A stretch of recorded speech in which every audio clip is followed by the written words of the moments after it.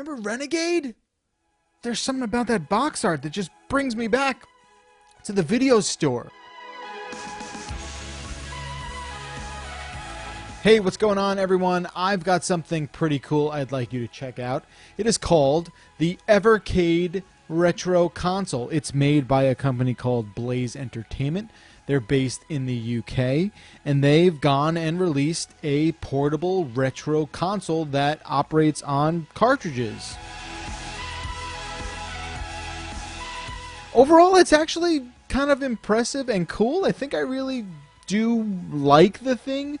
There's a couple reasons that I don't fully recommend it, but the price is great. The games are reasonably priced as well. It's got a 4.25-inch screen, so it's not super huge, but it does provide fidelity and maybe not the best viewing angle, but at the same time, you know, for these games and that retro sort of feel, I haven't found myself being upset by the viewing angle on this thing. Those buttons on the screen are actually pretty great. They feel solid. That D-pad there is also pretty great. The shoulder buttons up here have a bit of like a mousy, you see that mouse button kind of click to them. You don't really use them that much, so it hasn't been that much of an issue. Let's talk about the carts real quick. They fit a little too snugly into this, what I'm told is a pre-production model. And yeah, they come like this, and if you long for the days of, you know, box art, having to take the cart out of the thing and say, oh, I got the thing now, I'm going to pop it into my thing. Okay. A really solid reason as to why Evercade went with the carts, and that's because the emulation software used to play these games is loaded onto the cart.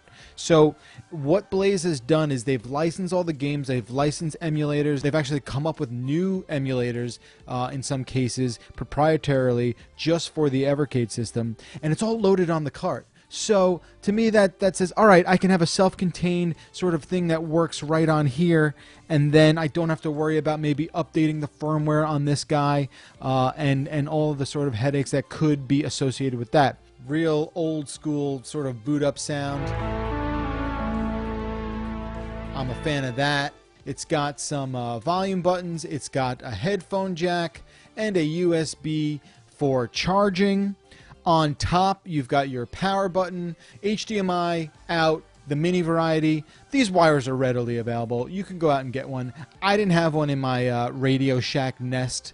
That is my office closet, but I did get one, and you can play it on a regular television. Now, here's the thing, though.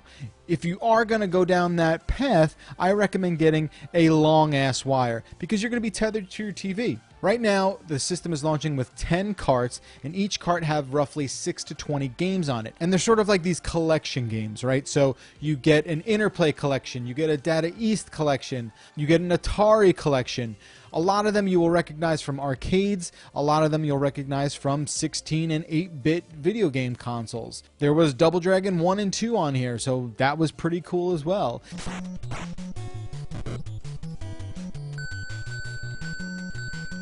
And a couple other gems that you're just like, oh, I think I remember this game. What was this game? And you like look at the box art and you're like, oh man, why does that look so familiar? Did I like rent that at some point? Was that a thing?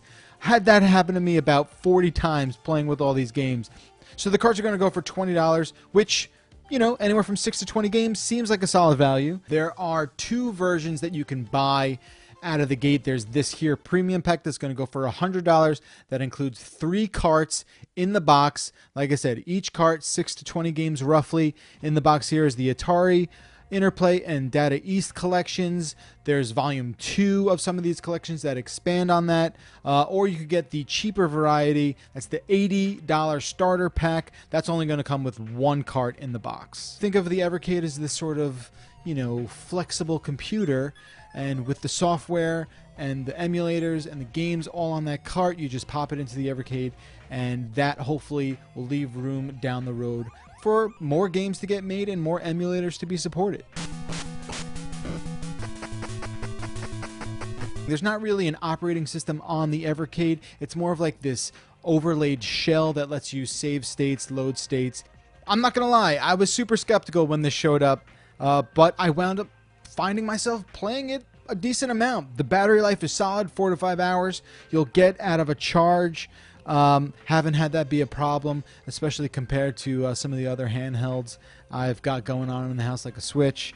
You know, it really does scratch that itch of wanting to experience those games from yesteryear. And, you know, I'm not the biggest retro game person. I don't have to always play those titles that I remember from my youth. But some of these are so rare that they're kind of, you know, turning on light bulbs from my past and just being like, oh my God, remember this game? Or did you really need to spend some more time with Booger Man? It turns out, yeah, I guess I kind of did, you know. My kid thinks it's funny. Booger! So there you have it, Evercade. That's going to do it for me. I hope you are making the best of the situation. I hope you're safe and healthy, and most importantly, spending time with people you love, if you can do that. Until next time, thank you so much for watching.